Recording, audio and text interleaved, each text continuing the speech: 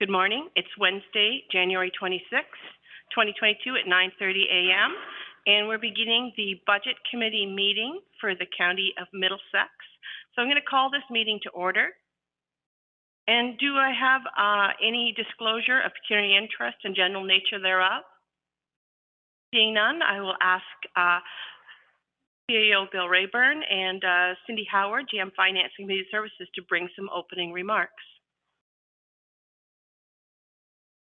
So good morning, everybody, and welcome to the budget process of 2022. Next. This slide outlines the budget timeline. So today is the first day of the Budget Committee meeting that we will talk about the 2022 budget. Next. So each year we discuss the budget philosophy. So today, the Budget Committee consists of the Warden, Alison Warwick, who is our chair, Councillor Kathy Burkhart-Jessen, Councillor Ina DeViet, and Councillor Brian Rupp. Thanks very much for the Budget Committee coming today. And I also want to say other council members have been invited and are welcome to attend these meetings as well. Next. Each year, we talk about the budget philosophy. So the first one, we talk about eliminating non-essential budget increases, examine current expenditures to determine whether they remain relevant for the 2022 year, eliminate expenditures that are not consistent with council policies, align the budget with the new council strategic plan, and to continue to fund the PSAB process. Next. We always talk a little bit about our history and context. So of course, the biggest one in front of us still continues to be COVID-19. So in 2020 and 2021, operations were impacted by COVID-19. 2022 will continue to be impacted by COVID-19. It is anticipated that later in 2022, we will move to the recovery phase of the pandemic, or so I'm hopeful. Next. COVID-19, some of the big budget impacts that we've seen, we've had new expenditures related to cleaning, PPE, health and safety, Zoom meetings, of course, we've done many of those, technology and equipment. We've had a loss of revenue from everything, for example, our parking lot, because we haven't been able to be open up for events at the gardens. Funding received from federal and provincial governments. Our big operational impacts, as everybody for the most part has been working from home, unless they have to come into workplace. Temporary closure of facilities such as the county building, libraries, transition to online programs and services, which we've seen in our libraries and of course are early on, additional monitoring and reporting of COVID funding, development of new policies and procedures, human resources would be an example of where we've seen some of these, and creation of new programs and or essential services to respond to COVID-19 pressures. Next. So here's an example of how we've responded, and I believe the county has been leading edge in providing mobile vaccine clinics out to our community, and they're currently going on right now. We've also seen money come directly from the Ministry of Health and Long-Term Care, which has provided funding for our long-term care and our land ambulance. And we've had provincial COVID-19 recovery funding for our municipality. Next. Bit of history and context. Middlesex County, I would say we are very proud to have a shared service model with our local municipalities for information technology services, legal, and of course, planning. Next. So for average CPI rate, it does affect our budget because our library rental rate is tied directly to our CPI. And as you can see here, we've seen a large increase compared to 2020. Sorry, that should be, oh, it is. It's 2021, but it impacts 2022. So we went from 0.7% up to 3.4%. Next. OCIF, Chris Trainey, when he does the transportation budget, is going to talk about this, but I'm excited to say our allocation has been increased for 2022. Our federal gas tax has remained consistent for this year. Next. Consistent with previous years, many assumptions have to go into creating this budget. Probably one of the biggest one is land ambulance. We assume that the provincial funding will continue to be the same, but we'll be having a conversation about that tomorrow when we talk about the land ambulance budget. Our long-term care case mix index, which really affects our funding, we don't currently know what our CMI is right now from the province. Budget includes prior decisions of council and strategic plans. For example, our library service review, our economic strategic plan, which Kara will be talking about shortly, and our council strategic plan. Next. Impact, as you remember, last year I talked about this. We're talking about again this year, and we will be talking about it again next year because there has been no updates. They've been postponed. Next. So OMPF, I know we talk about that a lot in a rural environment. At the County of Middlesex, our allocations keep going down every year. So you can see the number that we received for 2022. So we have 367,600. If we look at it compared to 2018, we were at 703,800. So for the county, what does that mean? Well, it really means putting additional pressure on our local taxpayers because we have to put that on the levy when we do have expenditures at the county. Next.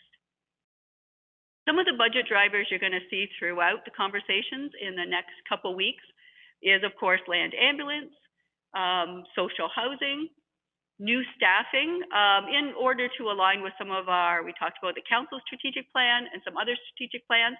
You'll see some new staffing being presented as an option. We have collective agreement renewal negotiations that happen every year. We have annual union increases per our actual agreements. We have the increase to council and committees and non-union staff. We have insurance, and I know I've been talking about that for the last couple of years, but we've been really seeing our insurance numbers increase, and that is consistent across all municipalities. And we have checked in with our insurer, and it will continue to increase, we've told, for 2022. We also have inflation, and as you know, inflation seems to be increases on a daily basis. So it does affect things like our fuel costs, even to buy purchases. Middlesex London Health Unit, we are going to see an increase in that budget line as well. And I will point out that for our council meeting on March 8th, we will have somebody coming from the Middlesex London Health Unit just to talk a little bit about their budget this year. Next. So some of the potential issues or concerns that we have provincial impacts on childcare and early years funding. I know I've been talking since 2019 that some changes are coming in regards to the funding model. I can say that for 2022, we're lucky that additional funding, the City of London through the CMSM has received kind of mitigation funding from the province. So that helps offset the pressures we were going to see. They are also looking at a new funding model, which I believe that work will start in 2022. So I'll be talking a little bit more to council later in the year when we know a little bit more information. But I'm saying for 2023, we will be seeing some additional costs associated with childcare. The Ontario Works Transformation, which is a very large change for our community. We're going to see a shift to that life stabilization and a change to how the employment works. We're currently not aware of the financial and operating impacts beyond 2022, but we'll come back when we know more. But I anticipate we will see some funding changes in 2023. Next. So modernization. So we've received money in 2019, we received money in 2020, we received money in 2022, and I'm very excited to say that we just received word yesterday that the submissions that we put in with the province were accepted and funded. So we will have some modernization projects going forward this year. So it really helps the county move forward and modernize, really making sure that we're in line with not only the council strategic plan, but also where the province wants municipalities to move. And one of the great things about the modernization projects, it's not only the county, but we've been really working closely with our local municipalities, and together we've been making submissions and working on projects together. So we're very excited to be able to do that here at the county with our local municipalities. It shows some real teamwork. Next. So our budget committee process, what we're here for today. So each department will be coming. They'll provide a detailed presentation that really is going to talk about some of the major impacts to their service levels, some of the challenges they see in the next year, and opportunities that are available as well. They're also going to provide an overview of the 2020 budget, outlining the major budget highlights. And of course, there'll be an opportunity for you to ask questions of each of the department heads. Next. So we're ready to start with our first presentation, but I'm going to turn it over to the CIO just in case he has anything he wants to add to this process. Okay, wonderful. So we're very excited to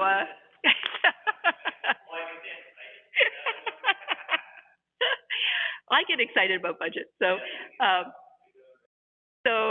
we're ready for our first presenter. So I'm going to turn it back over to our chair, which is our warden.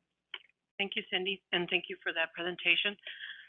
Looking forward to starting our budget process, and our first presentation will be coming from the Director of Economic Development, Kara Finn. So welcome, Kara, and the floor is yours. Thank you very much, Chair. So it's my pleasure to bring forward a presentation today to discuss economic development and the budget for 2022.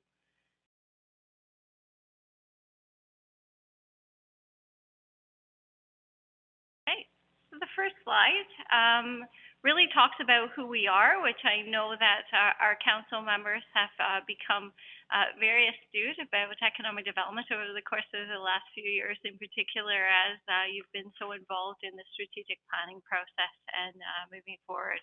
But the Economic Development Department really promotes Middlesex County as an ideal place to establish and grow business while also developing and enjoying a high quality of life. The department's main objectives are to nurture and attract private sector investment, ultimately creating and maintaining job opportunities and increasing the property tax base. Visitor attraction is also carried out by our department, which acts as the destination marketing organization for Middlesex. The Department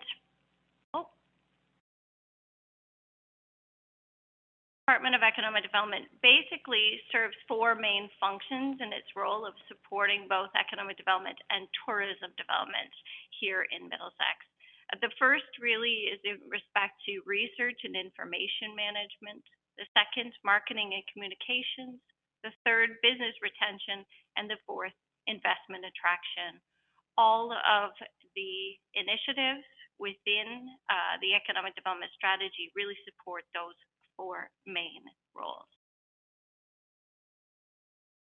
Economic development at the upper tier municipal level is vital to the promotion and stability and growth and to encouraging strong, cohesive lower tier municipalities and regional partnerships that contribute positively to the global economy. The ultimate goal of economic development is to attract people and to draw, retain, and grow vital businesses. This goal requires extensive efforts to balance and maximize land, space, infrastructure, and assets, together which shape the form and function of the community for our future generations. A little bit about 2021 strategic highlights. As you know, COVID has certainly had an impact on our communities and on our businesses. In 2021, we continued the efforts of the Economic Resiliency Task Force, and I want to thank members of Council and the public for their involvement in that. Initiatives of the Economic Development and Resiliency Task Force over 2021 very much engaged in survey taking, information, and providing support and advocacy on behalf of our business community. We also put together a website and resource kit, which we continue to offer up to all of our businesses so that they have a one place that they can find the information they're looking for in this ever-changing environment. Multiple campaigns were carried out supporting local businesses, including contests, business appreciation work, takeout and patio commitments, and other themes. Successful administration of the Tourism Relief and Recovery Funds also took place and was added to the tourism budget for 2020 and 2021. Acquisition of Tourism Adaptation Fund also took place in 2021. This was Middlesex County being prioritized along with Windsor, Essex, London, Sarnia-Lambton, and resulted in over $200,000 in local. In terms of tourism development, in addition to what's been noted, product development took place, including mapping, a culinary guide, experiential tourism, etc. Execution of successful tourism special event sponsorship program also took place. In terms of economic development highlights, implementation of the 2021-2025 Economic Development Strategic Plan was undertaken. CIP implementation in 5 lower-tier municipalities took place, as well as the development of a 6th underway. Successful foreign direct investment campaigns at both the local level and regional level were strengthened with successful funding applications to CanExport in 2021.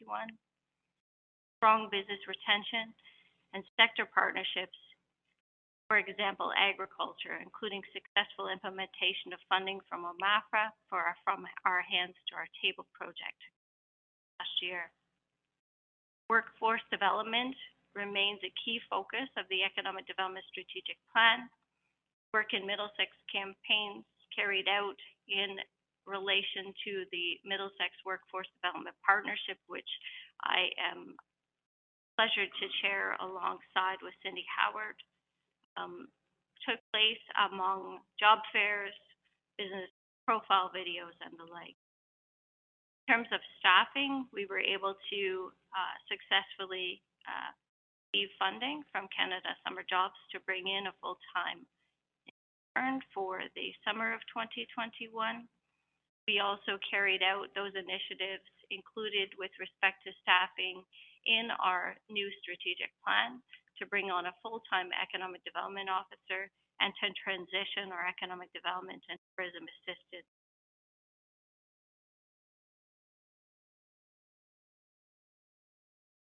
In terms of the opportunities for 2022, we continue to target key objectives of the county's strategic and economic development plan. Key, of course, within that plan for the county as a whole is strengthening the economy. Continue to maintain a level of business retention supports, including business outreach and analysis, tourism marketing and development. Continue to work closely with our lower tiers to implement economic development strategic plans at their level, including industrial land development, CIPs, and other local. Also continuing to partner with regional investment attraction agencies and share opportunities. Considerations for 2022 include the continuation of business retention supports and COVID-19 impacts, workforce shortages, uncertainty of provincial and federal funding, continued availability of commercial and industrial land for development in the county, and of course, departmental manpower and lower and upper tier resources for economic development and tourism.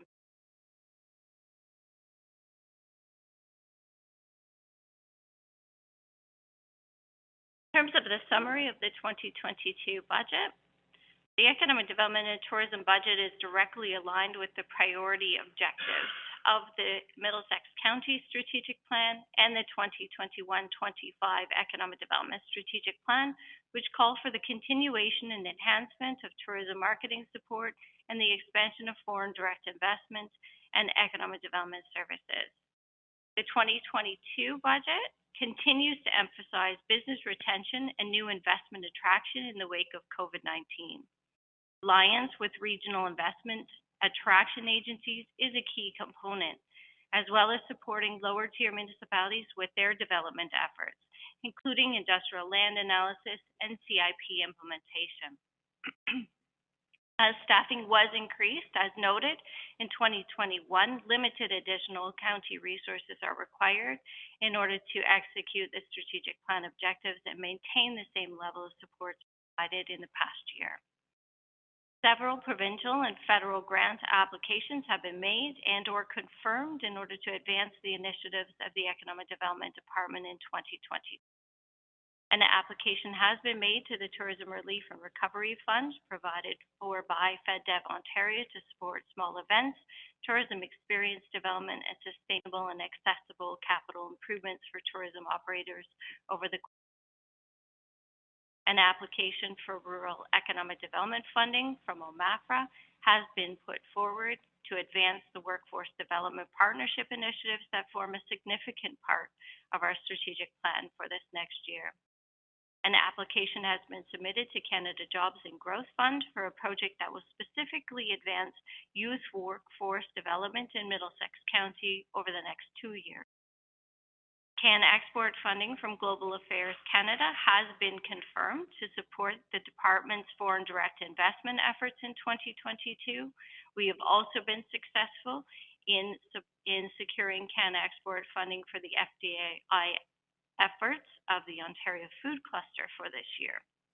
And a Canada Summer Jobs Funding application has been submitted and is currently pending approval to assist again with the cost of a summer intern department in 2020.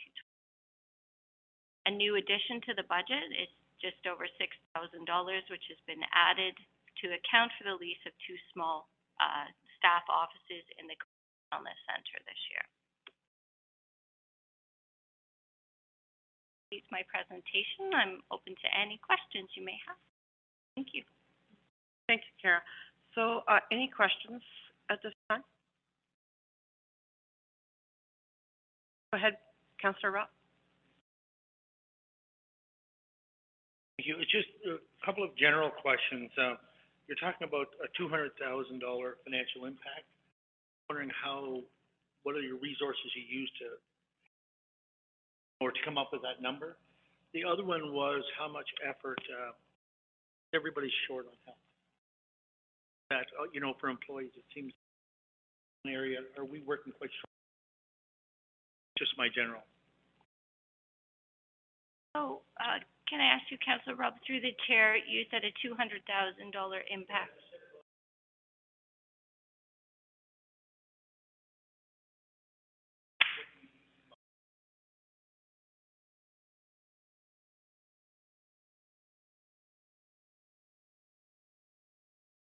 In terms of the increase to the budget, is that?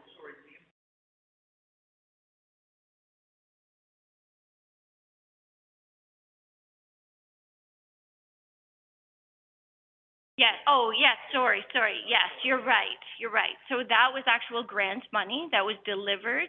That was a partnership, a regional partnership. The money flowed from Tourism Relief and Recovery through SWATC, which is our regional tourism corporation. That was a very large granting program that was created with SWATC, and our allocation for Middlesex County businesses was so that was unexpected. That was not a program that was previously known about in 2020 going in, created by FedDev Ontario, administered through SWATC, and then we collaborated with those Essex, Sarnia.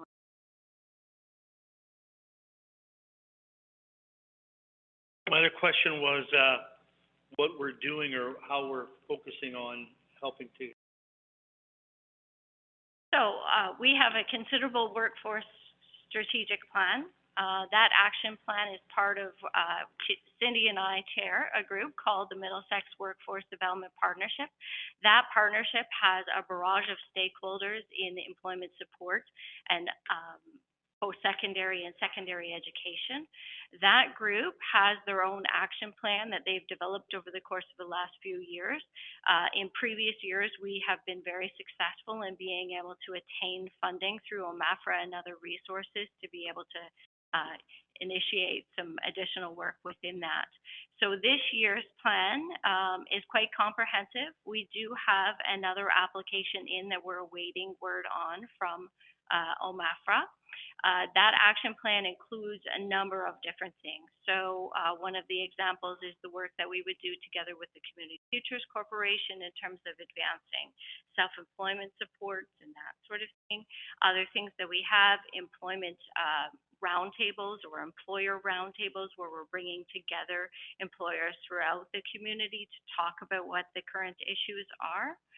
We also have invested in a new virtual platform to allow us to invest in virtual job fairs, because the nature of COVID-19 has been a lot of the in-person job fairs haven't been able to take place. And so we've been actually partnering with some of our local employers to run very specific job fairs for them.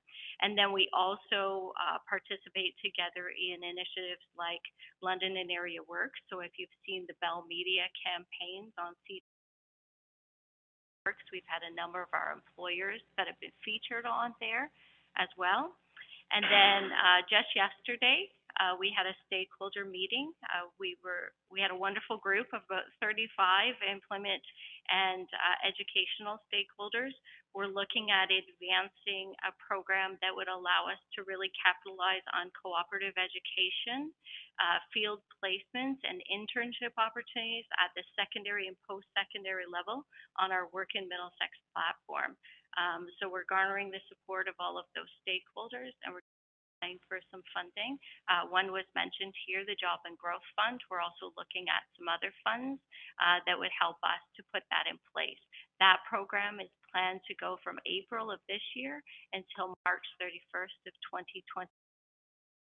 Really help us to build those relationships between secondary and post-secondary, cooperative, internship, field placement, together with our local employers. So we're really excited about those.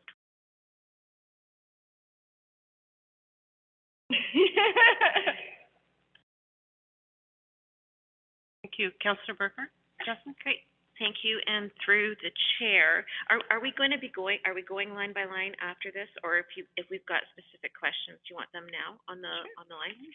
Okay, just maybe building up off of what Councillor Rock brought up about the workforce. So and I don't know how much you can speak to this, but I just wondered if you had more information on this project that you've identified that will specifically advance youth workforce development in Middlesex County. Mm-hmm. Yes, so that is not in the budget at this time, because that is a separate initiative. The total budget for that is looking like it's about $200,000. It will include having someone working full-time to not only just advance the cooperative and youth opportunities, but also to bolster the whole platform for workinmiddlesex.ca, which is the platform that we set up as a sister to Oxford County's site, which really has all of the one-stop resources for both employers and job seekers across Middlesex County. So right now we run a job board on there. There's usually at least 50 job opportunities available at any one time across the entire county. That's also where we post all of the information for job fairs, as well as any training supports, granting supports for employers themselves to be able to tap into all of our employers. So again, that budget is around $200,000 over a 2-year period, and we're looking to advance that through stakeholder contributions as well as granting. Okay, so just to confirm, so in the event that you're successful, the offsetting costs you're looking at getting from outside sources, so it's not like you'd be coming back, no. And whatever resources would be required on our end, you think you're able to undertake that with what you've got in front of us? Yes, absolutely. Okay. And then, so I guess my question is on the salary line, because you indicated that, I mean, we had a new position last year, so it wasn't, we don't need to address staffing concerns this year. Right. But the change in the salaries is significant, and I'm wondering, does that include this summer position that you've applied for, or is that just on regular step increases and pension increases. You, Chair, the reason why you're seeing that significant increase is because our Economic Development Officer position was not hired until later on in the year. And so now you're seeing that for a full year period as opposed to seeing it for a few months in 2020. Okay. So there were some savings in 2021 because that position was hired later on that now aren't being realized in. Makes sense. Thank you for that. And then I just have one more, and that's just on the space in Kamoka. So is the idea that eventually, when we can all actually be back in our workplaces, that's where the Economic Development Department will work out of? And is in your notes, you've got 2 small offices. Your department is growing. Do you feel that that is the space that will be adequate for your department? Through you, Chair, that is an honest answer that the offices are quite small. We are still waiting on furniture to be put into it. Of course, due to COVID regulations, we will not be able to have all of our staff working there at any one time. But I also think that there will be some difficulty in having all staff work there at all times. They will need to rotate into this space. So in terms of it being an adequate space for all to work from at all times, that's unlikely. However, of course, our staff are out more often than maybe would be seen in other departments at events and all of those kind of things. So we're hoping to be able to create some type of a rotation that is adequate.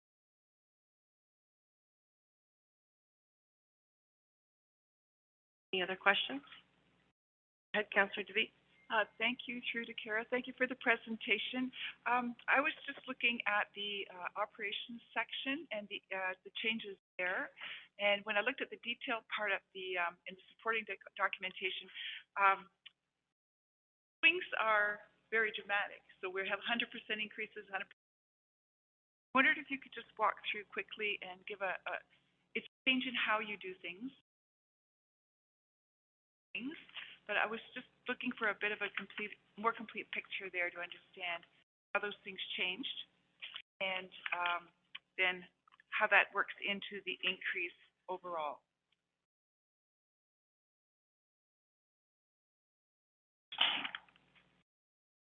Yes.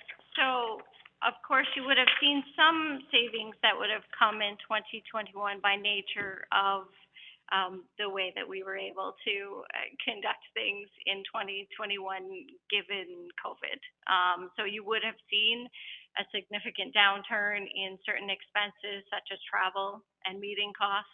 Those would have been significant less in 2021, and you'll see the impact as we hope that those things will be able to come back into the fold in 2022. So we make those allotments in there, so that will see a significant swing. Also included in there would be the operations dollars for new IT enhancements and those kinds of our IT budget, and would impact significantly in terms of what we need to be ensuring that we're up to date with in terms of that. No real significant other impacts besides that. Just a matter of getting us back up to speed with what we anticipate would happen in 2020. Any other questions? I just have, Brian, go ahead. I just wanted to clarify through you, Warden, the cost of that rental for the year is $6,012? Yes, that's right. Okay. I just have a quick question. So when you're working on your workforce planning boards and you're having those meetings, are you using the transit lens as well?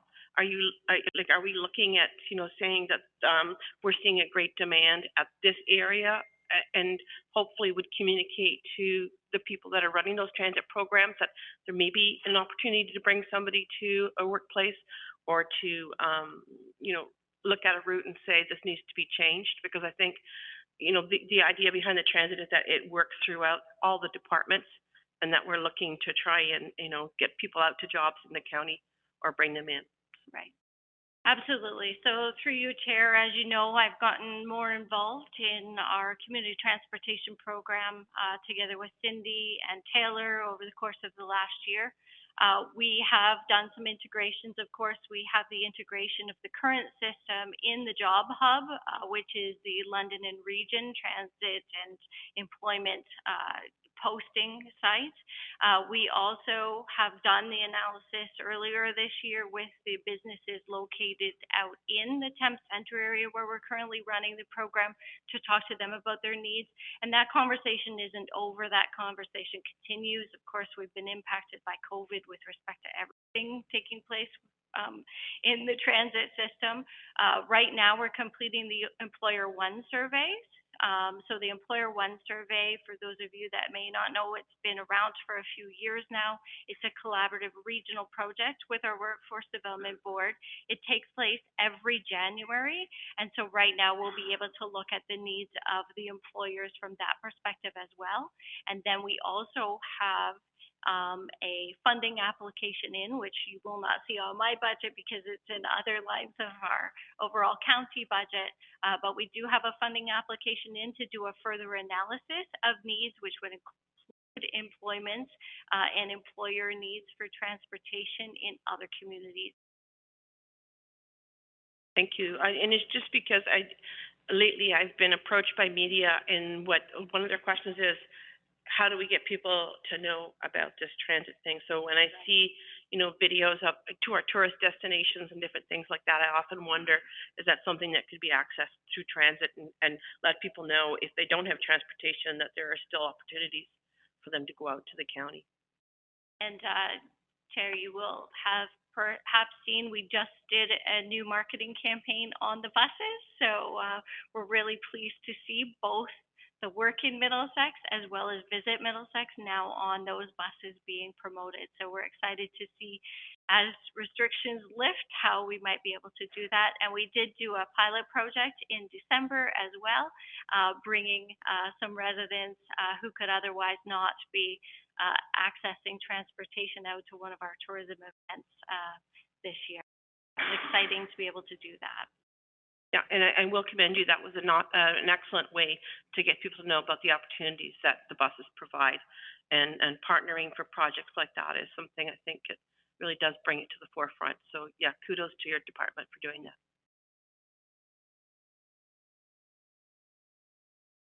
Cindy? And through the chair, if I can just add on to those discussions, because of the COVID-19 pandemic, we've really had to limit how much marketing and attraction we're doing on our current transit system. So as we move to the next phase, hopefully, which will be shortly, I'll be working along with Kara to really look at that marketing, really look at the advertising, and trying to really promote our transit so we get the maximum individuals that can use it. We really want to make sure individuals can get to employment opportunities, can get to post-secondary opportunities, can get to appointments, whether medical or community services. So that really will be our focus as we're moving forward into our next steps.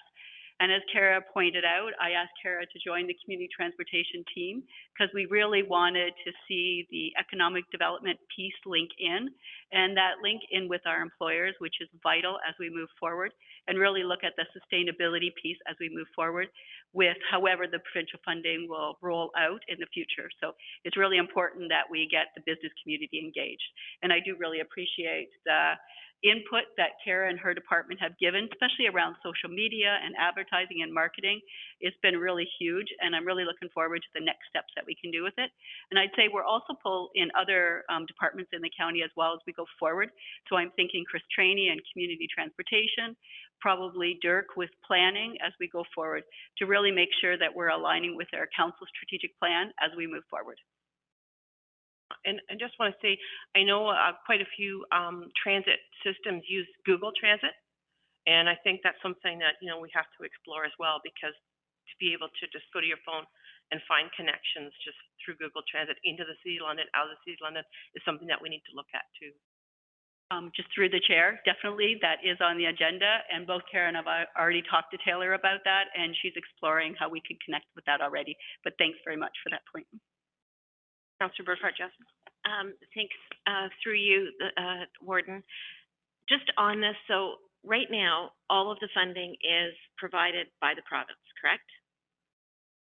Through the chair, yes, that is Okay. correct. So I guess in planning and planning for the success of the program, I'm assuming the majority of it will continue, when we take it on, would fall under economic development, or what are the thoughts? Because I'm thinking from a council planning perspective, that is going to be a cost that will eventually be downloaded onto us that we'll have to take. Where will that fall? And at what years out are we looking so that the funding's been Through the chair to Councillor, you are correct. The funding has been extended to 2025. However, they also did bring flexibility into the funding. So as you know, it took us a while to get started because of COVID-19. And we also implemented in the middle of COVID-19. So we do have some funds that we didn't use at the beginning part of the process. And because of the new flexibility the province has allowed us, we'll be able to go beyond 2025 if we have some of those funds available. So in terms of, we have a little bit of time to plan, so definitely be working with economic development and our businesses on I'd say on a couple avenues. So one would be looking at our businesses. Can we do a relationship and partnership? We'd also be looking at some of the other communities we're connecting, whether it's either Oxford County or other local municipalities that may want to connect with our system. Is there funding available that way? And then I'd say we also would look at other grants or other funding opportunities, maybe with the provincial government, on how we could move forward.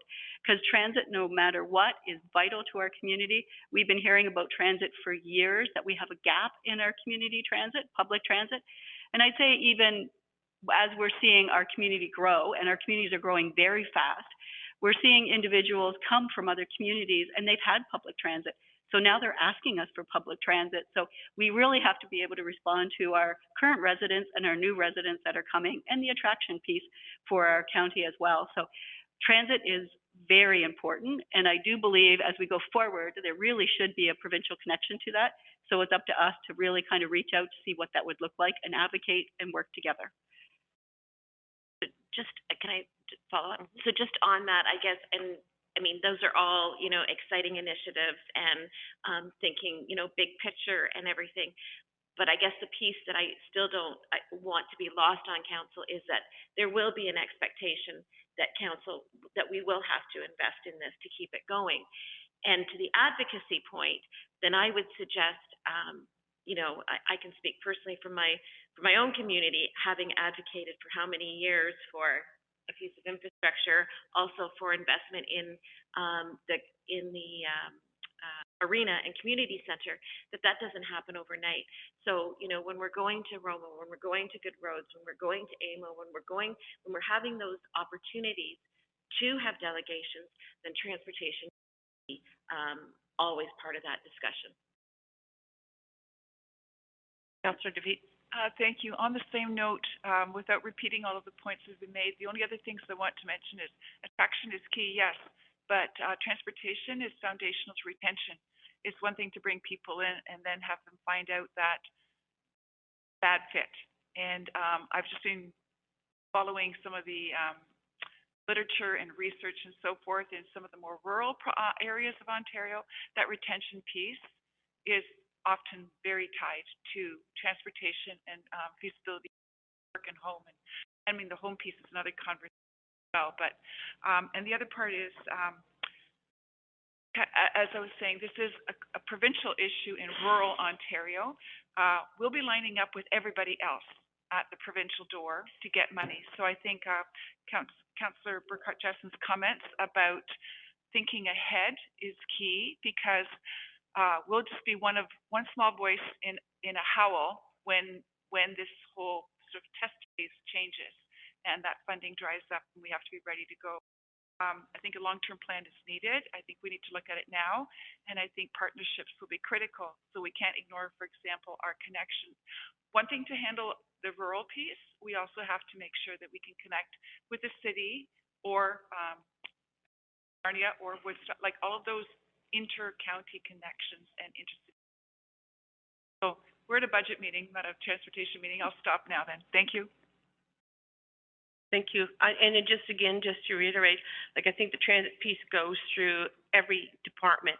I mean, infrastructure, we're looking at roads that are not being used by as many cars because we're ultimately replacing, people leaving for work every day on a car.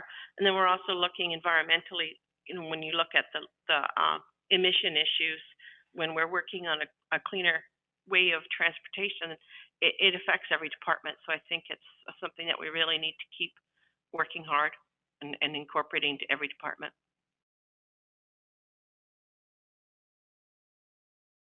Okay, any other questions? I guess I just have one question, Kara, and it could be a very general answer. What do you think the big difference is going to be for 2022 over 2021? Even though it feels like we're in the same spot right now, we're not going to be. So, what are you really, working towards? I think the big challenge, opportunity is really the recovery piece. It's the piece where we go from caution and concern to hope.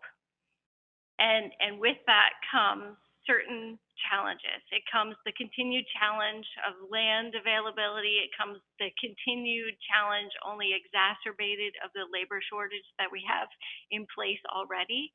And so those are the attention pieces. It's really about working as closely as we can with our employers, with our investors, and with our lower tier municipalities to ensure that we are providing the best support we can, not just to retain the business community, but also, as was just noted, to retain our residents in a community where they feel safe and they feel that they have that quality of place and quality of life that they have really been striving for.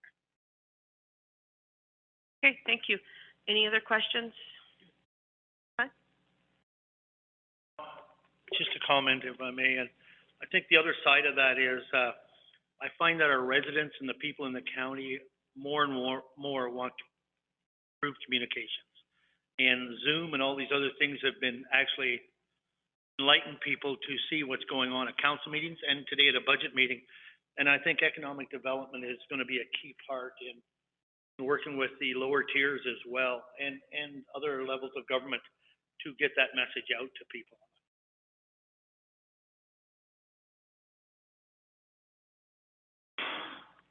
Yep, I will say, coming fresh off those delegations with Minister McNaughton, what we're hearing is they're going into schools, they're going into places to encourage people to train for jobs that will stay local. So I think that, we have to be aware of that fact and be ready to work with the provincial government with their programs on that. So sounds like we're on the right track.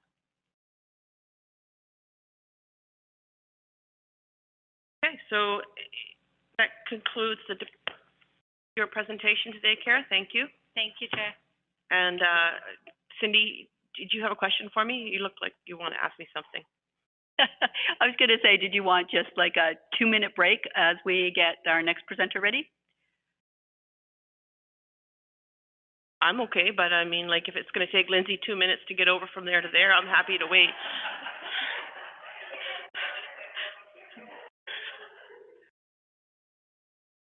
We'll just start when Lindsay's ready. All right, it looks like Lindsay has actually changed positions in less than 2 minutes. So,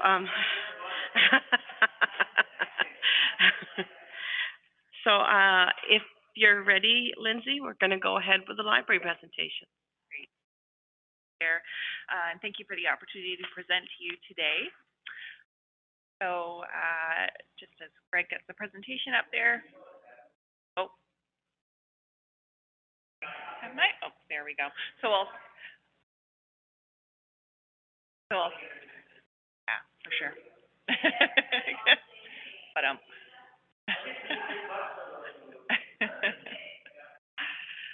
so I'll just start off going through my presentation, and then we'll look at the budget summary document, and then obviously time for questions. So who we are, Middlesex County Library is responsible for the provision of library and information services throughout Middlesex County, and we are a 15-branch system that serves a range of rural and small urban communities. Our mission is informing, enriching, and connecting Middlesex County, and our mandate is to provide a vibrant community space that encourages people to gain knowledge, build relationships, be creative, and enhance their lives. So on the next few slides, I just want to draw our attention back to the Library Board's strategic plan. So that's 2021 to 2023, because so much of what we're going to talk about today and go through in the budget obviously relates to those strategic directives and that process that we've worked through. So our first strategic focus, reimagine what the library has to offer. So some of the projects that will fall within that category. So we have explore new approaches to service delivery and further develop the community hub strategy. We've seen over the last year, over the last 2 years, how important our libraries function in that way as community hubs. We've had to adjust how we're operating, obviously, through the pandemic, and so now we have this opportunity to look forward and further develop that strategy. Leverage staff skills and experience to expand what we have to offer. We're always learning and developing new skills. Increase awareness of the library as a dynamic community destination. Some of our projects that we're working on right now relate to that awareness piece. We've been relying so much on virtual communication, on social media, but we want to make sure that we're not missing people who aren't necessarily in that world entirely. So that's one of our projects over the next year. And continue to explore and advance leading edge practices, ideas, and approaches. So again, our 2022 budget, I think will set us up well for what those next opportunities are going to be. Again, we've kind of had to change directions and reduce in certain ways over the past couple of years, and now feel the future is bright as we move through the year, and so our projects will reflect that. Next, we have Enrich the Lives of Middlesex County residents. We will expand our technology and innovation strategies to more library locations. So we have technology in place in a number of, particularly in our comprehensive branches. So that is a strategy that we want to revisit and expand as we move towards a more full service and normal model in our libraries. Offer greater access to digital collections and virtual resources and programs. And obviously that's been our focus over the last couple of years, directing people to these collections that that the county and the library have invested in, and they've been really well used, and seeing what trends come now that we have more opportunity for in-person experiences. We still feel that there's going to be that demand for that digital and virtual side of our service moving forward. And further develop our services and programs to be inclusive, accessible, and welcoming to all members of our communities. So working on, equity, diversity, and inclusion work over the next year, and making that a focus of projects. And finally, our final strategic focus in our plan is turn outward and make connections. And I think this is going to be a big focus for us in the next year. It's felt over the past couple of years, we have had to turn a little bit more inward, not shrink isn't the best word, but focus and refocus what our service delivery model is. We had to reduce in some ways and change and adapt. And so now, with restrictions lifting, with libraries opening fully, turning outward and, reconnecting with our communities, huge focus over the next year. Pursue opportunities to embed library services in a variety of sectors, such as childcare, schools, recreation, social services, and healthcare. So, reconnecting with those areas of the community. A lot of agencies are going to be doing that same work, so it's a great opportunity. And engage in conversation and collaboration with our communities in order to inform our service delivery and make sure that we're meeting the needs of our communities where they're at right now. So obviously, the pandemic has impacted every aspect of library services, from facilities, collections, programs, and services. But it feels like, you know, we're moving in a more positive direction now to full open hours. So our new timeline is to open full open hours the week of February 21st. And then from there, we'll be setting a timeline that will take us to the resumption of in-person programming. And, you know, hopefully look forward to a more normal summer, a more active summer, and more activity in our branches. But for some people, how they use the library has perhaps permanently changed. And so we need also to keep that in mind and ensure that our services and plans reflect that. So like I said, you know, there's a greater use of digital collections, greater interest in low contact pickup options. So, you know, looking to the library kiosk in Adelaide Metcalfe, you know, seeing how that option relates to how people want to receive and kind of interact with library services. And then also we'll be working on self-checkout stations in more branches over the next year. So giving people different options for how they want to interact with the library. And then, of course, ongoing interest in virtual programming. So our focus has been virtual programming over the past couple of years, and what pieces of that should continue and can enhance our in-person programming. So we're looking at that into our planning. And like I said, a huge priority for 2022 will be reconnecting with our communities and relearning what their needs are. So this is, it's already begun. This week we just launched a programming survey across the county, so asking people for their thoughts on what programs and ideas they'd like the library to focus on for the next year. And you know, year to 2 years. And so that's a survey that's on our website, but we're also promoting it through a countywide mailer. So some of you may have already received it. Canada Post seems to be working very quickly this week. So we sent out a postcard from the library, and on one side it promotes early on, so a description of those programs in our branches, and then on the other side it's a reminder that all libraries are open, and then it directs people to complete this. That's kind of our first foray into getting that feedback as we move towards. So again, some 2022 service highlights, that resumption of programs and services, you know, getting back to what our normal looks like. And like I mentioned briefly, refocusing on some technology and maker and creative space work that was put on hold in 2020. So we have some projects that we can revisit to expand that technology and those experiences across the county. We'll continue to focus on the development of our early on child and family center spaces. So we have the Strathroy and Ilderton dedicated spaces, as well as programming that happens around the county. So further, you know, further expanding and focusing that service to meet the needs of county residents. Further integration of the community navigator position into our library spaces and our library service. So the community navigator has obviously been providing, you know, a really needed level of support during the pandemic. Now Josh is getting out more into libraries across the county, having more regular kind of office hours where he's available for to meet with clients, and particularly once we get to full open hours in just a few weeks, he'll be able to have that greater presence in our branches. And then he's also looking forward to offering those in-person programs in our programming rooms. So things like Rent Smart training, and helping those struggling with homelessness and housing instability develop some skills to help themselves.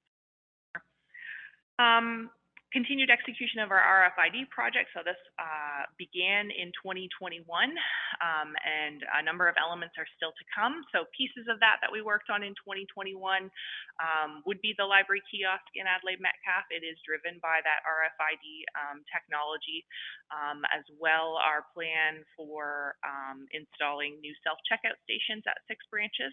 And then in 2022, our focus on a lot of collection work, getting everything tagged, and then purchasing the additional technology to fully implement that project. And then another item that we'll speak to a bit more when we go through the budget in detail is further development of our library coordinator positions to really maximize their capacity. So the library has 2 coordinator positions, a public services and a technical services position. And so we'll talk about the budget request related to that, but particularly that technical services coordinator is going to be integral in executing the RFID project moving forward. There's that highlight for the budget. And then next, opportunities. So implementing new approaches to services and programs. It feels like we have a bit of a clean slate to work with as we reopen fully and make those connections with our patrons again. Experimenting with new technology to improve service experience, so those self-checkout stations and the technology that will come along with that RFID project. And then launching new experiences that were put on hold. And so I'll talk a bit about that when we talk about the capital budget, but we did a lot of work in, I guess, January and February of 2020, and then we had big plans for March. We were going to launch a new music space at the Glencoe branch, March break 2020, and unfortunately that didn't happen. So it's exciting to have the opportunity to go back and revisit what we already have and what we still need to launch to the public. So it'll be a fun year. And then, of course, challenges come along with those opportunities. So transitioning the library from the pandemic to an endemic period, we're all, wondering what that's going to look like, but turning our focus to that, less about restrictions and more about, opportunities and change and what's to come. Supporting staff through that transition with different supports and development opportunities. And I'll be working with the HR director on some staff development opportunities related to mental health and change management and things like that, as we're all still in a bit of a recovery period, it feels like. That resumption of library programming, so planning for what our programming needs to look like at all of our branches. And then looking ahead to what that next leap in service might be. So what's on the horizon for libraries? Again, it feels like we've been working within ever-changing restrictions for the past couple of years, and now we need to step beyond that and look for those opportunities and what's next and what's on the horizon for libraries. So that's going to be an exciting challenge for the next year and beyond. Then finally, just some budget highlights, which I'll go through when we go through the summary document. So we do have a surplus from 2021 that's primarily related to the staffing budget. So we'll discuss that. We will have ongoing pandemic-related items, and so those are still going to be reflected in the supplies budget. So cleaning supplies and PPE, obviously. There are some adjustments to the staffing budget. So those include minimum wage increase, which impacts our student assistant positions, and the change to that coordinator position. So again, we can talk about that in more detail. And then our capital budget reflects primarily scheduled technology replacements. So now that all of our devices and computers are going to be used more often in the next year, that's going to be a priority for us and for the IT department. That is my presentation. So now we'll turn to the budget summary document, and we can just work through that. So starting with revenue. So overall, the library budget for 2022 reflects a net budget submission of $5,495,559, which represents a decrease of $131,621 in expenditures over the 2021 budget. The proposed budget reflects a county contribution of $4,563,635,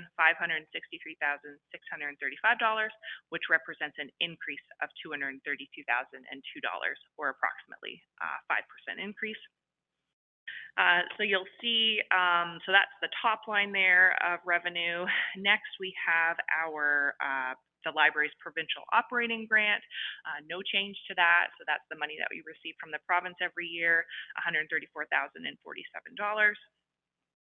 Our early on child and family center budget will remain the same at $350,000, so supporting all the programming that happens throughout the county.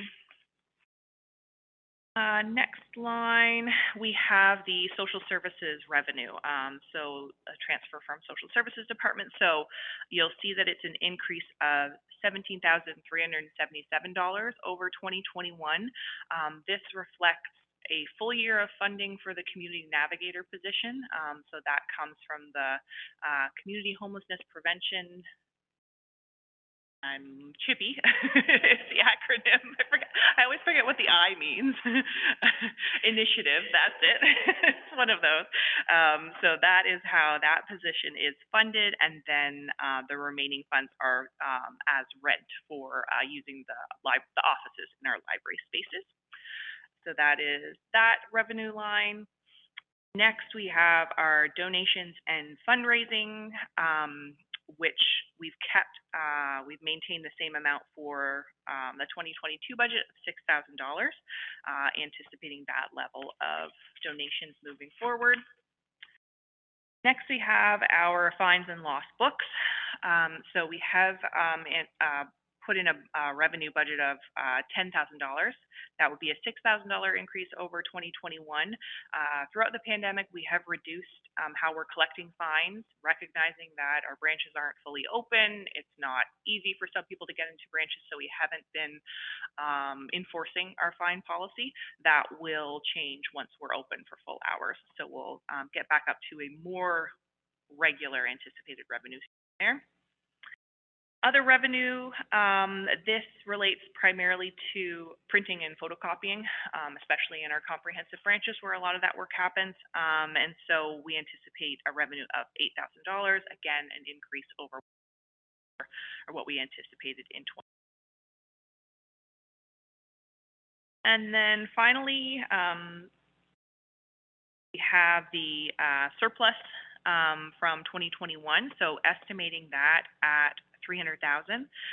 Again, this is primarily the result of our staffing budget in 2021.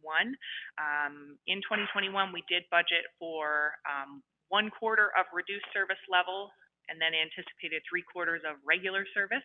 And obviously, we were at a reduced service level for the bulk of the year. So that was a longer period than anticipated. So we are estimating that we'll have that $300,000 surplus with. That is the revenue side of the summary. So now we can turn to expenditures, and we start with salaries. So I'll go through just a little overview, and then if there are more questions about the specific positions, we can go in camera at this time to discuss, because that's the only element that I think we'll have. So you'll see that our salaries budget for 2022, $2,785,879. A significant increase over 2021, because again, we were budgeting for that reduced service level for 2021, anticipating a more normal year. So you'll see, if you look back to 2020, you can see a more gradual progression or a more natural progression from for the salaries budget. If you move between 2020 to 2022, there was a 2% increase in salaries in 2020. Again, another 2% in 2021, which roughly equals about $110,000 of that increase. And then the remaining increase that we've put into the 2022 budget this year relates to that minimum wage increase for students. It also reflects that full year of the community navigator position. That is offset by funding from the social services department, but it's still reflected in the budget. And then funds to support this staffing change, which equals about just under $19,000. So did we want to go in camera at this point to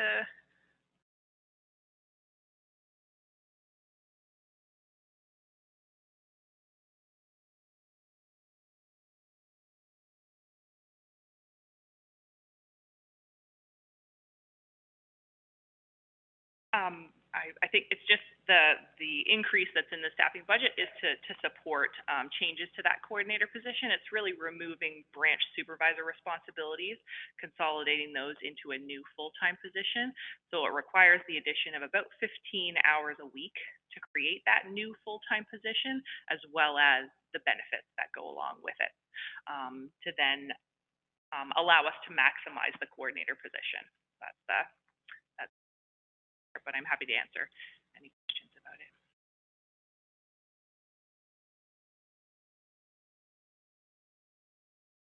Through the warden, I think the fact that we look back to 2020 and see where the salaries were before the pandemic gives us a better view. And we have these 2 years that are offset, and we know that there was quite a drop in staffing. So I'm all right with it. I think you've explained very well with the new position. So then the next line, like I said, there is an increase to the benefits budget, with 2022 budget being $612,839,000. So there are benefits costs, the natural increases, or regular anticipated increases, and then the additional benefits costs related to that full-time position. Next line is operations. And so you'll see that there is a reduction of $10,000 to that budget, so $257,700. In terms of details, we're really just adjusting things back closer to what they were 2 years ago. So we've added $10,000 to our travel budget, anticipating that those funds go to staff who are filling in at different branches, traveling around the county, all the mileage associated with that. So adding $10,000 to that budget line, subtracting $20,000 from the supplies budget, recognizing that we anticipate our PPE supplies will be lower, and so we've that change there. So that results in that $10,000 reduction overall. Next, we have collections. Maintaining our collection budget at $471,000, no change there. Again, it will just be a matter of adjusting within the budget line. So last year we definitely allocated more funds to our digital collections. That's going to be ongoing. We've done a lot of collection work over the past year, refreshing and weeding our print collections.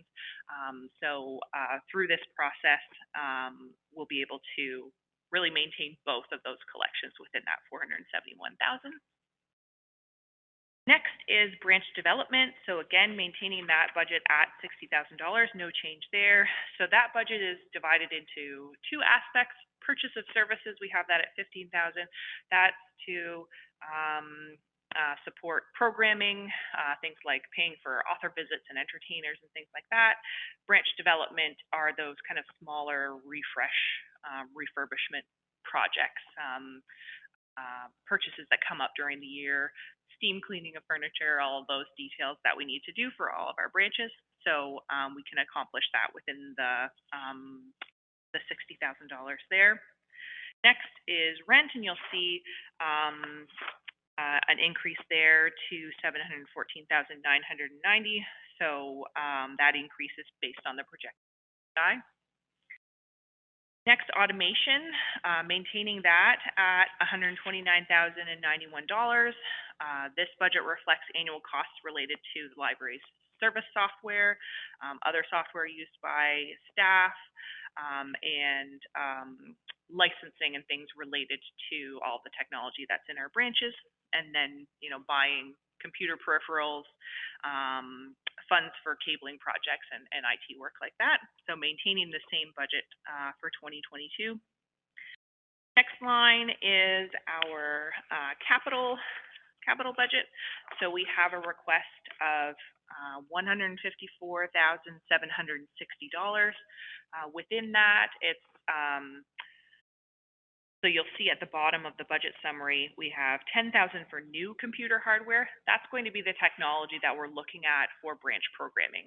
So if we look back to 2020, we purchased Oculus VR sets and silent dance party headsets and things. So now we'll be, looking at what's the newest technology, also revisiting that tech and getting it into people's hands. That's going to be one of our big projects for the next year.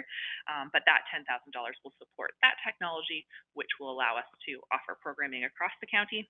And then the remaining $144,760 are scheduled replacements. So computers, iPads, phone systems. We have phone systems at Dorchester and Glencoe that are at end of life.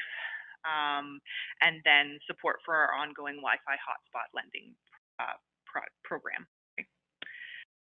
That's our capital budget for 2022. Library office maintenance, a slight increase to $9,300. So that's the service that Strathmere Lodge provides, picking up our mail, our bins of books from the post office every day and delivering those to library office. Early on, child and family centers is the next line, so maintaining that budget as well at $300,000. That's the funding that we get from the province. And that brings us to the end of the budget details. I'm happy to answer any questions. Well, thank you, Director Brock. And I think that there are some questions. So I'm looking at Councillor Burkhart-Jessen. Great. Thank you for that, Lindsay. I think 2022 is going to be exciting for the library. It's interesting. I think I said this, having sat on the library board, that, libraries continue to have to reinvent themselves and try to keep up with the times and make sure that they are relevant to what is happening.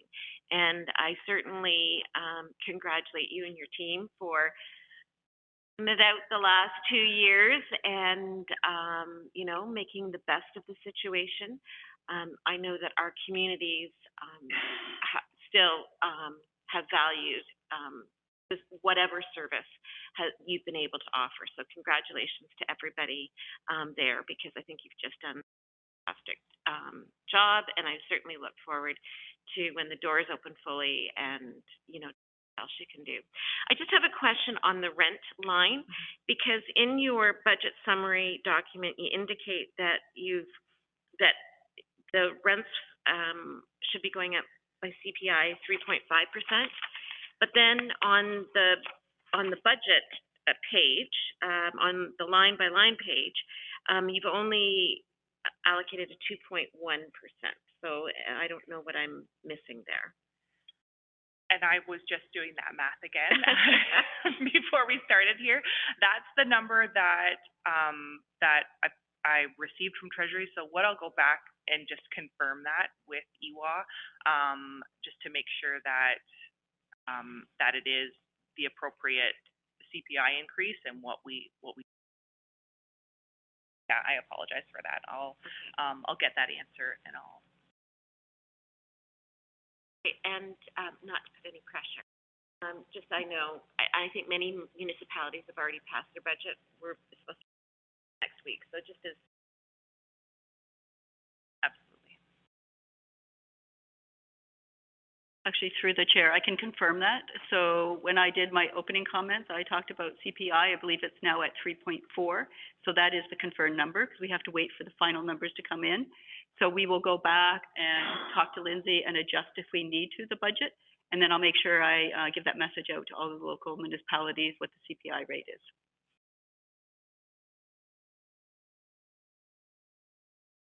Any other questions? Councillor DeVee? Thank you. Through you to the director. Thank you for that presentation. I always find this fascinating. COVID or no COVID, the adaptability built in and during COVID. I was just thinking about technology and the services and always improving and so forth. The one thing that occurred to me was currently we have a navigator who handles that. I don't know how long that position will be or how it will continue. I think it's a valuable resource for our residents because I wondered if there was any opportunity to automate at least part of that service.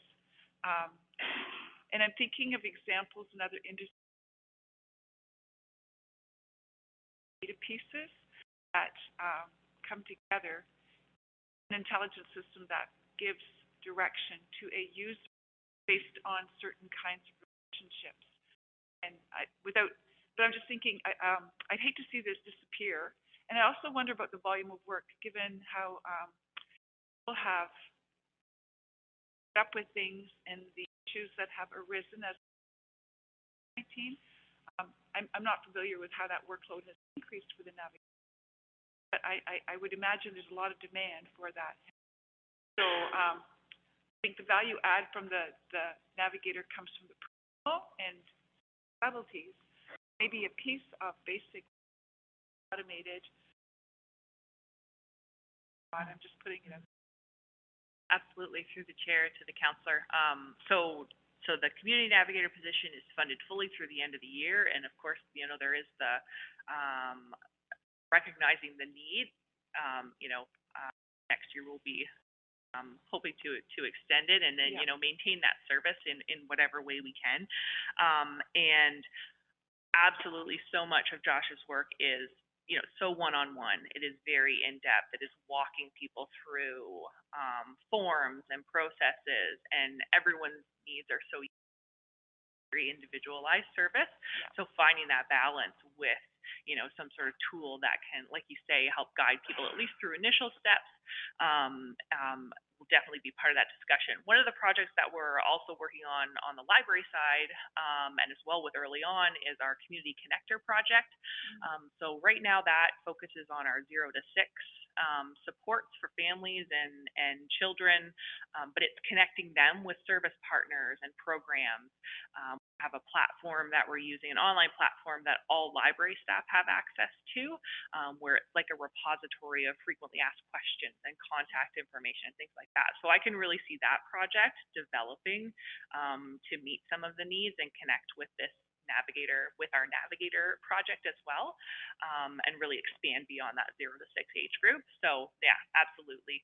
I think there's a lot of potential to at least make some of that process kind of more self-service, and then at the opportunities for what a community navigator or that type of position, what they could take on. I know it takes money to do that. So it's always a balance. Absolutely. Yeah. I was thinking something that'll make sure that there's spaces for. Yeah. Thank you for that. Any other questions, comments? Councillor Rock? Thank you. Through the warden, I guess I'm looking at the budget and it's down a little bit, but the big number that swings around is the transfer of capital. And I'm looking like during the pandemic, we'll say in 21 budget, it went up to 709,000. We're back down to 154,000. Big swing. Absolutely, through the chair to the councillor. So, we were very fortunate in 2021 that we were allocated some of the modernization funding to help support some of those very large capital projects, which are ongoing, like the Rfid project. That was a really significant investment. That work will continue this year, but the capital request for 2022 focuses, it's a more kind of just standard capital budget that focuses on the technology replacements, and so that's the fluctuation there, because we had the $335 surplus that we were able to use for capital as well as modernization funding, and so there is kind of a more capital request, but that work and the impact of those projects. I think that's, if I can, that's the one that really jumps out. And anytime you look at a line budget, you see that big of a thing. Through the chair to Lindsay, don't want to put you on the spot, but we just yesterday got the announcement that we got the next phase of modernization, and one of the projects actually is a library project, and I'm not sure if you could talk about that just very briefly. For sure, yeah, very exciting news yesterday. So what we applied for through this round of funding is a system that would allow for greater access to library branches outside of traditional self-service hours. So this is a project that has been implemented in Essex, where you take a branch, you install technology to allow patrons access to the branch when staff aren't physically there. So there's security processes involved, there's RFID technology, and so that's the project that we've received this modernization funding for. What it does is allow for off-site supervision of the library branch. So, you know, say your branch is only open 4 to 8 on Tuesdays. We could install this system in the branch, open from 10 a.m. until 4 p.m. for this kind of self-serve access. Would be monitored by library staff who are already working at another site. Patrons have to sign up for a special card so that we know who's in the building, and you know it's a kind of a security access system. But that allows us to use our facilities and our resources, technology, without those additional staffing costs. Maintaining current open hours, but allowing us to expand library service. Pretty exciting.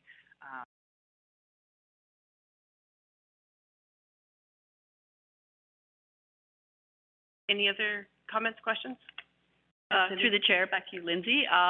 So with social service relief funding, as you know, we got approval for the last phase late in the year, so it wasn't able to be reflected in this budget, but we are able to give some money to the library for soundproof pods. And I was just wondering, Lindsay, if you could just mention that briefly. And then I was wondering if maybe you could mention briefly too, because we're getting ready, if there is another round of modernization, we do have a project in our back pocket, and that would be the mobile project that we've been talking about, Lindsay. I wonder if you can just give a little bit of an update on that, because that also answers your question around capital, that we don't have a lot in here, because we're trying to be creative and innovative on how we can get other funding to support some of the innovation as we go forward.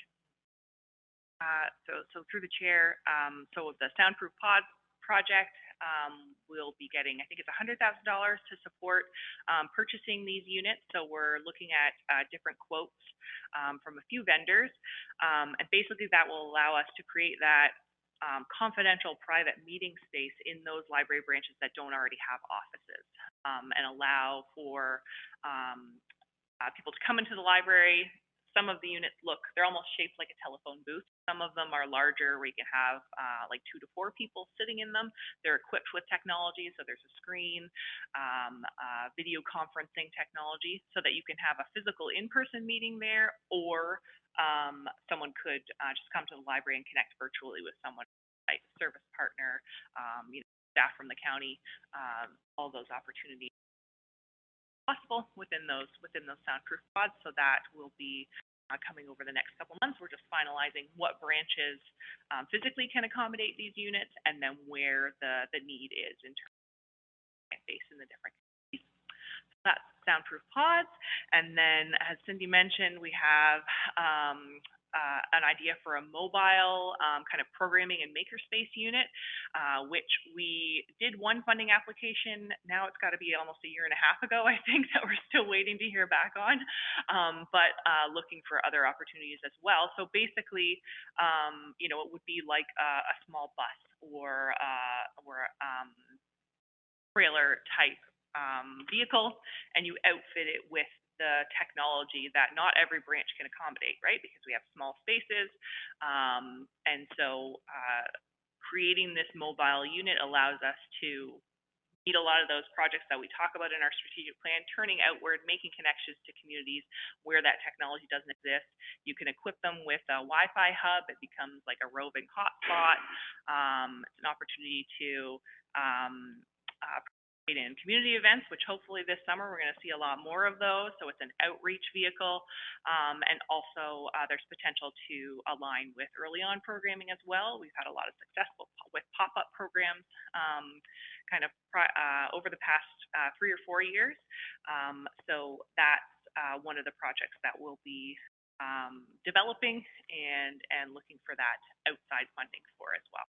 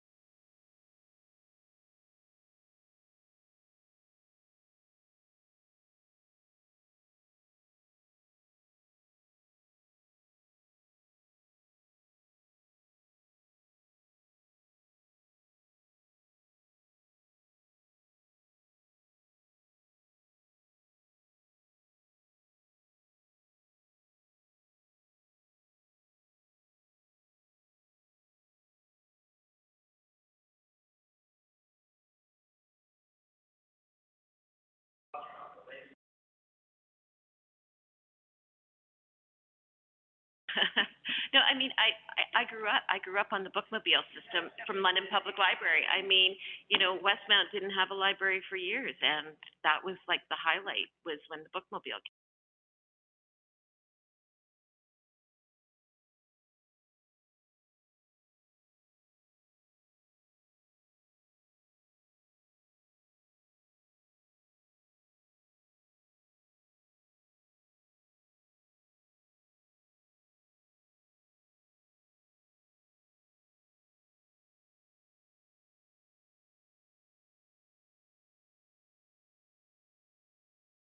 Councillor DeVito? Thank you. Thank you, Warden. Through you to the department head. Bill's comment just reminded me of something, when you were talking about the, proportion of people who are attending virtually and people who traditionally came to the branch and so on.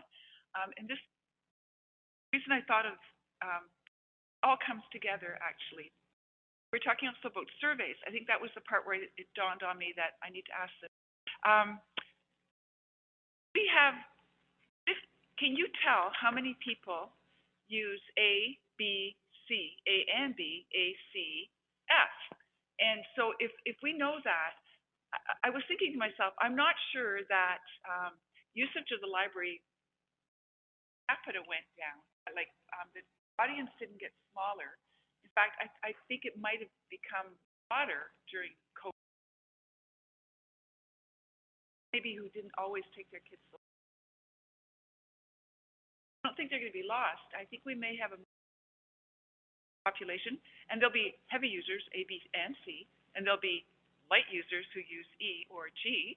But do you get where I'm going with this? I'm thinking that we have a way of actually probably expanding our reach into the community going forward because of this experience. I'm not sure if there's a real question in there. Well, I guess there is. Is there a way, like, when you survey, can you tell, or is it by their card, or is there some way you know who is, isn't, and how much? Yeah, through the chair.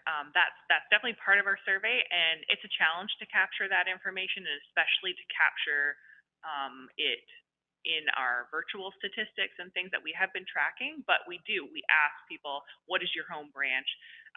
We can tell from through our library software, you know, where some who is where and where are the, you know, the bulk of the checkouts coming from, or things like that for those in-person interactions. I think correlating that data, connecting it to the virtual data that we have is going to be really key.